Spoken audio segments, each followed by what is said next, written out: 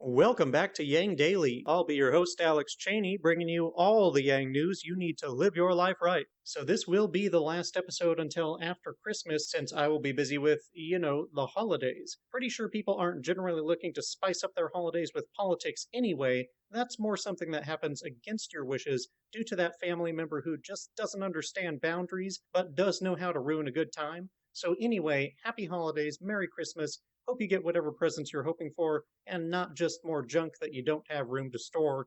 Fingers crossed. Today we've got Biden giving a reluctant hand to drowning students, Trump speaking truth against every fiber of his being, Tacoma missing the point, and some intriguing opportunities for artists. Let's roll. Quick shout out to our Tier 3 patrons, Shay Meehan and Nathan Stankowski, as well as all our other patrons. You keep us all informed and engaged. If any of you out there want to join these advocates of humanity first and independent journalism, head on over to patreon.com/YangDaily. It would only take a couple of bucks a month from each listener to keep this podcast and community going and growing into the future. Now on to the news. For starters, good news for educational debtors. Biden's administration has extended student loan forbearance, which was about to end, out to May 1st of 2022, so a little more time to chip away at that boulder before you have to start pushing it back up the hill. Congratulations. Next up, it's sad that this is newsworthy, but Trump actually defended vaccines in an interview with Candace Owens,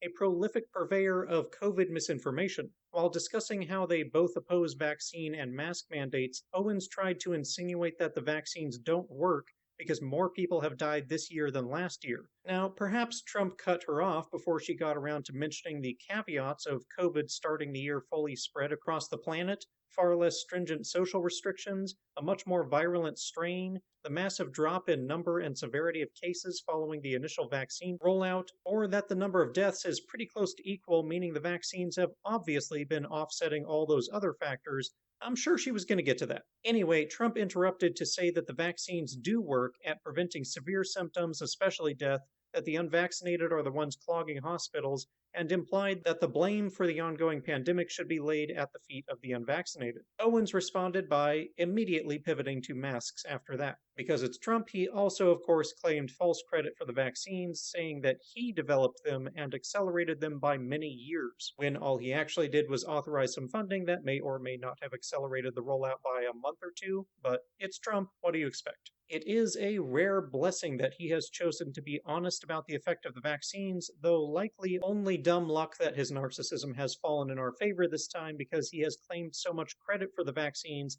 that he has to defend them. Trump also recently got his booster shot and was booed by a MAGA crowd when he disclosed that fact. Turns out, when you cultivate a culture of misinformation and lies to support believing whatever you want, it can turn against you when you're trying to tell the truth. Go figure. Yang wrote another essay on the failure to pass the Build Back Better bill. This one could best be summarized as saying he's not impressed by Biden's much vaunted coalition building skills. It's hard to know where to place the blame on the breakdown in negotiations.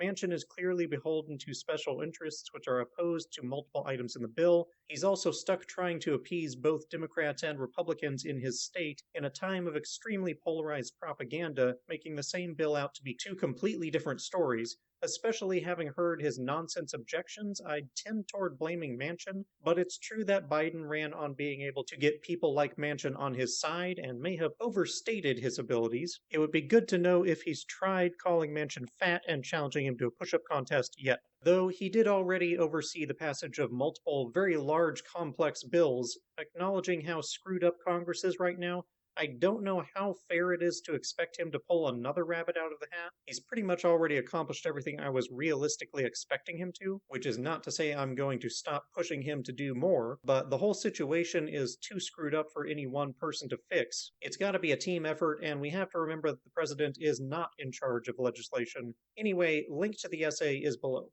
The Open Primaries org is co-hosting a virtual discussion with Politics for the People and have invited Yang to speak and answer questions on Forward Party. It will take place on January 12th at 3 p.m. Eastern. Registration link is below. In UBI news, sort of, 110 families in Tacoma have now received their first $500 check from the Basic Income Program provided by Mayors for a Guaranteed Income and funded by Twitter CEO Jack Dorsey. The program now bears the name Growing Resilience in Tacoma, or GRIT for short. Unfortunately, GRIT has stringent conditions. It is limited to single-parent households with kids under 18, and they must fall under ALICE, or Asset Limited Income Constrained while employed, which is to say it's means tested in both assets and income and has a work requirement. Quite frankly, it's crap. I'm not even sure this can rightly be called basic income, as no work conditions is kind of the leading aspect of defining a basic income. I'd say this pilot is just cash-based traditional welfare. And it's particularly unfortunate because the data collection sounds good.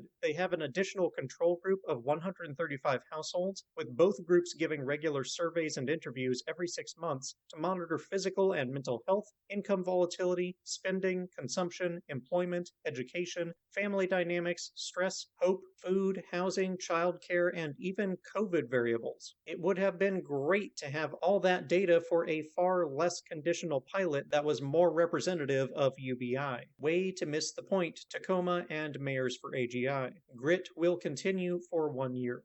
For those starving artists waiting for me to get to the opportunities, wait no longer. Yang tweeted that he's looking for NFT artists to help with an innovative and collaborative Web3 art project. Unfortunately, I can't give you more information than that since no more information is provided, at least not without applying, and I'm not an NFT artist, so I didn't. If you are, let us know what's going on. Strangely, there's a lot of completely polarized comments on this, and the negative ones are extremely hostile. Apparently, they think it's a scam. I don't know if they think all NFTs are scams, or Web3, or what. The comments are as vague as the project. Typical. But also, Forward Party has a great new initiative, a team they call the Forward Art and Creative Team, or FACT. This group makes memes, graphics, videos, animation, and art to spread the word about Forward Party's principles and their mission. If you are a creator or want to be, join the crew and collaborate in the volunteer portal under opportunities, also linked below. They've already got a sick meme involving Yang, turkey legs, and democracy that you don't want to miss.